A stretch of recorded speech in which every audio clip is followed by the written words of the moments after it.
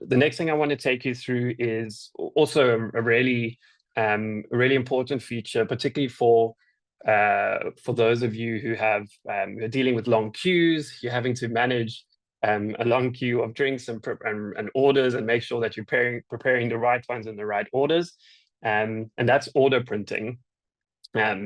So in order to set up a printer, so provided you've bought one, or bought a Yoco printer, it's really quick and easy to set up. So we'll navigate to more, we'll go to printer, and we'll follow the flow. So there's a couple of prompts just to make sure that you've set it up correctly. We'll be surprised how many of us don't actually make sure the printer is on. Let me make sure that it is on, and it is. We'll make sure that it's loaded with paper and that the paper is loaded in the correct way. And then we'll choose our connection type. So in this case, my printer is situated right next to my counter. So I'm going to choose Bluetooth.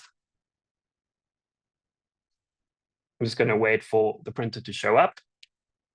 I'm going to select it. And then I'm going to pair the printer. Let's just give it a second. Great. Now I'm going to give the printer a name. So I'm just going to say it's my counter printer. And I'm going to select the types of slips I want to print there. So you'll see that there are two groups of slips that you can choose to print. Because I've only got one printer and I want to print everything from it, I'm going to select both bills and receipts. And I'm also going to click order slips. I'm then going to click save. I'm going to do a test print. And voila, a test print has printed. So you'll also note on the screen that this is where you kind of configure your printers.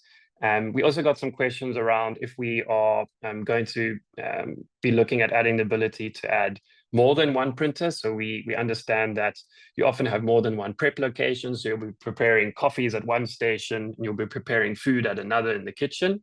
And the answer to that is yes, we are. And that's that add printer button in the top right-hand corner.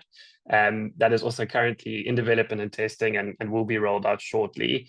So also really excited about rolling that out, and that will just allow for more granular order routing and printing, and making sure that you can prepare the right items at the right prep locations. So keep your eyes peeled for that release. So now, seeing this in action, we'll pick off another order. So we'll again start with a cappuccino. The order slip will print on two primary actions. It will either print when we click charge. So in this case, let's hit charge. We'll give it a second. And an order slip will print with the specific item to be prepared, which will then be handed to the barista or whoever else is preparing the order. It will also print when we click save. So in this case, I'll just finish up this order, record another cash payment, and I'll move on to the next one. So this time I'll add another cappuccino, and this is a sit down. I'll hit save. And the order slip will print. So this will again be handed to the barista to prepare the coffee. And when the customer is ready to pay, we'll open up the saved order and take the payment. So again, a really nice, simple way to get set up for order printing, and really easy to use.